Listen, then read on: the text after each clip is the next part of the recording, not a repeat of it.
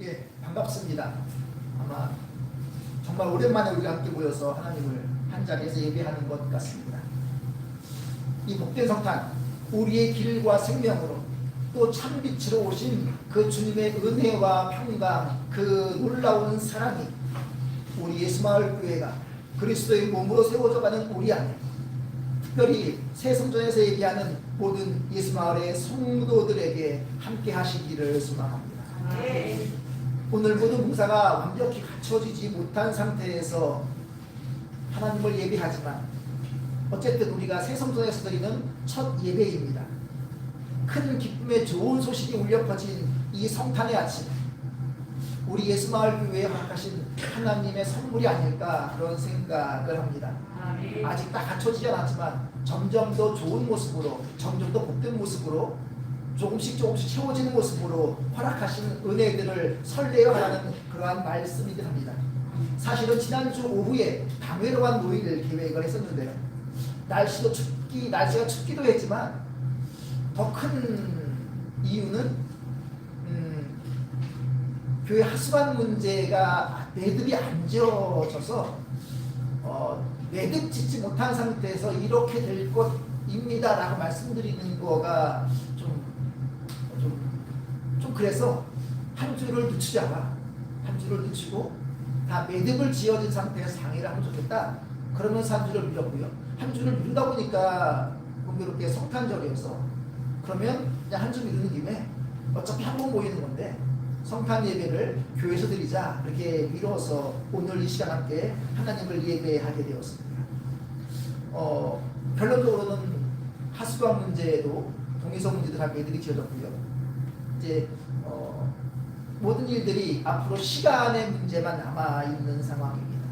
성탄절 예배를 교회에서 드리는 것, 우리가 의도해서 이렇게 모여진 게 아니라 어찌어찌 하다 보니 이렇게 모이게 되어진 모습인데요. 이 성탄 예배를 우리 참 주님 몸된 새 성전에서 드리게 하신 그 은혜에 하나님께 영광을 돌립니다. 당일 때에 자세히 말씀을 드리겠지만 이제 구청에서 요구하는 모든 서류들이 다 갖추어진 상태입니다. 이제 동절기 하수관 공사 금지 기간이 풀리는 내년 봄에 공사가 시작될 수 있겠지만 또 한편에서는 전혀 예상치 못한 문제들로 인해서 굽이굽이 돌아왔던 그러한 지난 시간도 들어보면 겨울 지나는 동안에 또 무슨 문제가 또 생기는 거 아니야 라고 하는 불안감도 사실 한편에 있습니다. 하지만 이 겨울이 우리가 굽이굽이 돌아온 참으로 지난한 과정의 종착점 삼아 주시리라 생각을 하고요. 새순기가 내년 봄에는 주께서 아름답게 치장하시고 꾸며놓으신 이 성전 앞에서 아이들이 뽀석한 그러한 소리가 울려 퍼지고 또 가재각색의 아름다운 꽃들이 피어나는 그러한 상황 속에서 우리 예수마을교회가 든든하게 아름답게 자리매김할 수 있지 않을까 생각되어집니다. 조금씩 코로나 상황이 풀려가고 있지만 어제 그제 교회에서 이제 성탄 준비를 잠깐씩 와서 돌아보고 하면서 우리 교회 모습을 보니까 성탄의 분위기, 세상에서는 바깥에서는 한껏 들뜨고 신나고 즐거워하는 그러한 축제와 같은 모습이었는데 우리 교회의 모습은 참으로 고요하고 적막하기만 한 성탄의 분위기와는 어울리지 않는 그러한 상황이었습니다. 그런데 가만히 생각해보니까 예수님 태어나신 첫 번째 성탄절이 그랬지 않았을까? 축제라고는, 기쁨이라고는, 설레임이라고는 찾아보기 어려운 그러한 시간이었을 것 같습니다. 유대인들은 전통적으로 아이들이 태어날 때가 되어지면 그 마을의 악사들이 그 집을 찾아가서 함께 악기를 연주하면서 기뻐하며 즐거워하며 그 아기의 탄생을 기대하고 기다리고 태어나면 축하했다고 합니다.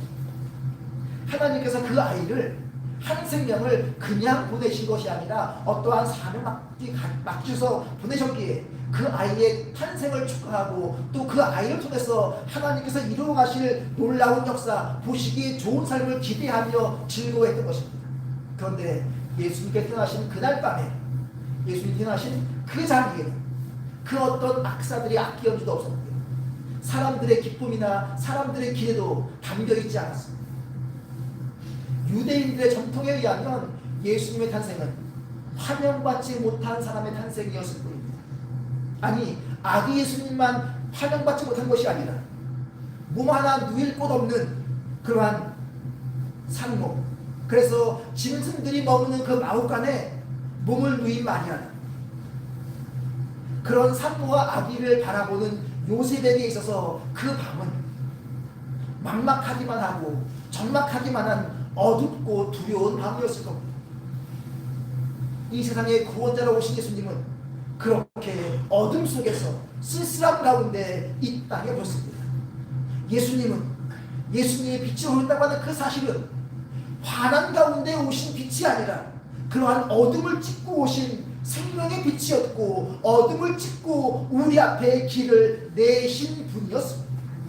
첫 번째 선택들, 그러면 우리는 흔히 들에서 양치는 목자들, 하늘에서 울려 퍼지는 아름다운 천군 천사들의 노랫소리, 이러한 낭만적인 모습을 우리는 떠올립니다.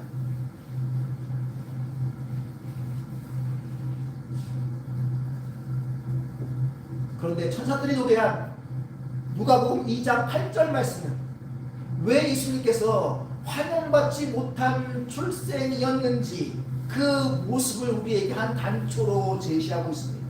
천사들은 이렇게 노래했습니다. 지극히 높은 곳에서는 하나님의 영광이요, 땅에서는 하나님이 기뻐하시는 사람들 중에 평화로다. 로마에 의해서 온 세상에 평화가 이루어졌다고 선포했던 그 시대에 팔레스타인 변방에 태어난 한 아기가 로마가 이야기하는 힘으로 일궈낸, 무력으로 일궈낸 허구의 평화를 깨트릴 그러한 귀한 생명이라고 하는 선포가 이 천사들의 노래 속에 담겨있던 것입니다. 로마가 지중해의 모든 세계를 장하처럼 보였지만 그 역사를 주관하시는 분은 하나님이시기에 그 높은 곳에서 이 우주 만물을 주관하시는 하나님께 영광을 돌리고, 그리고 힘으로 짓누른 로마의 평화가 아니라 사랑과 섬김으로, 희생과 사랑으로 이 땅에 새로운 평화를 펼치시는 그리스도의 평화가 이 땅에 오고 있다는 그 선포가 천사들의 노래소리였습니다. 세상에 없던 그 평화를 가지고 오신 예수님은, 특별하신 그분은 아이러니하게도 평범하게 이를 데 없는 요셉과 마리아를 통해서 이 땅에 오셨습니다. 유대인들의 왕이 어디서 나셨는가 라고 묻는 박사들에게 베들레헴이라고 단번에 답했던 하나님 말씀에 박식한 서기관들이 아니라, 율법을 목숨보다 더 귀히 여겼던 바리새인들이 아니라, 비록 나라는 잃어버렸지만 이스라엘의 정체성은 지켜야 되겠기에 부득불 로마와 결탁해 신앙의 모습을 형식이라도 갖춰가려 했었던 바리새인들이야, 사두개인들이 아니라, 그 누구도 알아주지 않던, 자기 몸가림 하나 하기 어려웠던 그 요셉과 마리아. 오늘 말씀 보면 융통소 하나 없이 막달의 산모를 데리고 나사렛에서 베들레헴까지 직선거리로 120km, 당시의 교통망을 딱 생각하면 최소한 200km 이상의 거리를 걸어봤어요. 최소한 일주일 내지 12대의 여정을 흡수했던 그 거리를 달려왔던 그 요셉과 마리아를 통해서 예수님은 이 땅에 태어났습니다. 그럼에도 이 평방이 이를 데 없는 이 요셉과 마리아를 성경은 요셉을 향해서 의로운 사람이라고, 마리아는 은혜를 입은 자라고 평가합니다. 의로운 사람, 어떤 사람이 의로운 사람이겠습니까? 흔히 우리가 의인 그러면 하나님께서 의롭다고 인정해 주신 사람을 이야기하는데요, 오늘 말씀은 그냥 말 그대로 의로운 사람입니다. 이게 오를 의자인데요, 의인은 이 오를 의자를 쓰지요. 근데 이 오를 의자는 양양자 밑에 나자가 쓰여집니다. 내 위에 양을 짊어지고 있는 모습이 이 오를 의자입니다. 성경에서 말하는 양은 하나님께 제물로 드리는 짐승이지, 내가 그 제물 밑으로 들어간다고 하는 것, 그것은 하나님 보실 때 나는 보이지 아니하고 내가 하나님께 제물로 드리는 그 양만 드러내 보이는 삶을 살아가는 사람이라는 이야기입니다.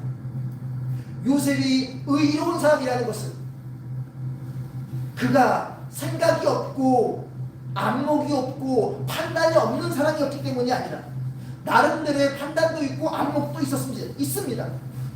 약혼 여인 마리아가 잉태했다는 소식 듣고 얼마나 가슴 아리했겠습니까? 그러던 어느 날 꿈속에 나타난 그 천사가 마리아의 태생에 나는 성령으로 잉태되었다고 이야기합니다. 그러니 그 마리아 데리고 오기를 두려워하지 말라고 이야기합니다. 그러면서 아기의 이름을 지정해주는데 첫 번째로 알려준 이름은 예수라는 이름이었고 두 번째 알려준 이름은 임마누엘이었습니다. 예수라는 이름이 그 백성을 죄에서 구원할 자라고 하는 하나님께서 주신 사명을 의미한다면 임마누엘은 그 사명을 이루기 위해서 하나님께서 그 백성과 함께 하신다고 하는 선언이었습니다. 임마누엘의 은혜 속에서 구원의 역사가 이루어진다고 하는 선포입니다. 요셉은 그 말씀 앞에서 가슴 아리를 멈춥니다. 판단이 있지만 안목이 있지만 나름대로의 잣대와 기준이 있지만 그것보다 앞서는 하나님 말씀, 그것보다 하나님을 따름이 중요했기에 말씀을 의지하여 결단하고 말씀을 따라 행동할 때 시작된 은혜가 이 성탄의 감격 기쁨이었습니다. 우리와 함께 하시는 하나님은 우리의 울부짖음을 들으시는 하나님이시고 우리의 피난처가 되시며 흔들린 삶 속에서도 반석처럼 우리를 지켜주시는 분입니다. 요셉이 의로운 사람이지만 요셉이라고 흔들림 없었겠습니까? 삶에 휘둘리다 보면 혹 하나님께서 다른 사람 챙기시느라 나는 예매하는 것 같은 느낌 들 때도 있고 유독 내 기도에만 응답하지 않으시는 것 같은 느낌 들 때도 있습니다. 오스트리아 출신의 유대계 김추락자인 마틴 부거는 그러한 현상을 신의 일식이라고 변명했습니다. 일식, 달 그림자에 가려서 해가 보이지 않는 현상입니다. 신앙생활도 이런 일식이 있을 수 있습니다. 신앙생활이라고 기쁘고 즐거운 것만 있는 것이 아닙니다. 내 앞에 공간이 너무 커서 하나님이 계시지 않은 것 같고 하나님이 나를 외면하시는 것 같고 하나님께서 나를 지켜보시지 않는 것 같은 느낌일 때가 있습니다. 하지만 그때도 우리는 알 수 있습니다. 일식으로 아무리 캄캄하다 할지라도 태양이 힘을 잃은 것이 아니라 달 그림자 속에서도 여전히 태양은 빛나고 있으며 달 그림자가 지나고 나면 태양은 동일한 따사로움으로 우리를 비춰주는 것처럼 임마누엘 하나님께서는 고난 속에서도 우리와 함께 하시고 고난의 시선 잃은 우리의 시선이 주님께 돌이킬 때 그 은혜로 우리에게 새 길을 열어주시는 감격이 이 성탄의 자리에서 우리에게 약속된 은혜입니다. 고난 때문에 내 상황에 휘둘려서 하나님을 향한 내 시선을 잃어버린 것들입니다. 그런데 요셉은 또 마리아는 자기 나름대로의 판단과 안목이 있고 처한 상황이 있었는데 어떻게 하나님 앞에서 남과 다르게 아니 우리와 다르게 의로운 사람으로 은혜 받은 자로 살 수 있었겠습니까? 누가복음 15장에 보면 탕자의 비유가 나옵니다. 탕자는 아버지께 유산받아서 집을 떠나지요. 그리고는 재산을 탕진하고 알거지가 되어 살아갑니다. 그 알거지된 탕자의 모습을 누가복음 15장 17절은 이렇게 설명하고 있습니다. 이에 스스로 돌이켜 이르되 내 아버지에게는 양식이 풍족한 품꾼이 얼마나 많은가. 나는 여기서 줄여 죽는다. 풍요롭고 넉넉한 아버지의 집을 돌이켜 생각한 것입니다. 생각한다, 기억한다라는 말이 이 리멤버 있잖아요, 영어로. 그런데요, 리멤버, 생각을 하고 기억을 하면 리멤버, 다시 멤버가 되는 것, 그거의 생각, 기억의 은혜입니다. 요셉이 의로운 사람 되어진 것은 낙심하지 않았기 때문이 아닙니다. 은혜 떨어진 적이 없었던 것이, 은혜가 떨어질 때가 없었던 참으로 풍족한 넉넉한 문제없던 사람이었기 때문이 아닙니다. 그에게도 문제가 있고 그에게도 낙심할 때가 있었지만 그럼에도 그때마다 그 낙심이 자신을 주장하지 못하도록 하나님의 은혜를 기억하고 그 은혜를 생각하고 다시 하나님의 백성의 자리로 돌아왔기 때문입니다. 요셉과 마리아는 원래부터 의로운 사람 될 만한 사람들이었기 때문이 아니라 그들이 우리와 같이 힘겹고 버거운 삶을 살아갔지만 힘들 때마다 하나님의 은혜를 기억하고 그때마다 하나님의 은혜를 생각하고 기억함으로써 다시 하나님의 백성 자리로 돌아왔기 때문에 허락된 은혜였습니다. 그렇게 하나님 백성이 다시 되니 하나님께서 하신 이 땅의 청지기 사명 그리 잘 감당케 하시기 위해서 하나님께서 이 세상에 예수님 오시는 통로로 요셉을 마리아를 들어 쓰셨던 것입니다. 양양의 남녀신에서 봄만 되면 연어들을 방류합니다. 그렇게 방류된 연어들은요 10,000몇 킬로를 떨어져 있는 알래스카까지 올라간다고 하지요. 그렇게 10,000몇 킬로 올라간 그 연어들이 다 성어가 되어서 어떻게 남대천으로 돌아올 수 있겠습니까? 그 연어들이 내비게이션 곳으로 오겠습니까? 그것은 하나님께서 연어들의 몸속에 이미 어떤 특정한 장치들을 그 무엇을 준비해 놓으셨기에 그 장치에 의해서 그 힘에 의해서 그들이 돌아오는 겁니다. 하나님께서 연어에게만 그런 장치를 만들어 놓으셨겠습니까? 이미 우리에게도 그러한 장치들을 이미 세팅해 놓으셨습니다.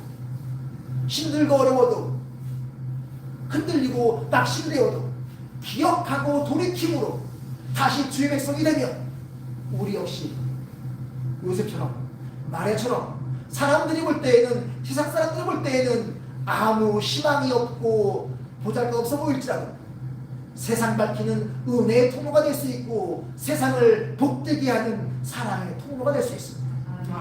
성탄은 그 은혜를 우리와 함께 하고 싶다고 주님께서 우리에게 손 내밀어 붙잡아 주신 거룩한 은혜의 시간입니다.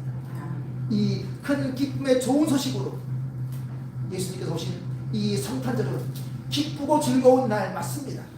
하지만 우리만 기쁜 날이어서는 곤란합니다.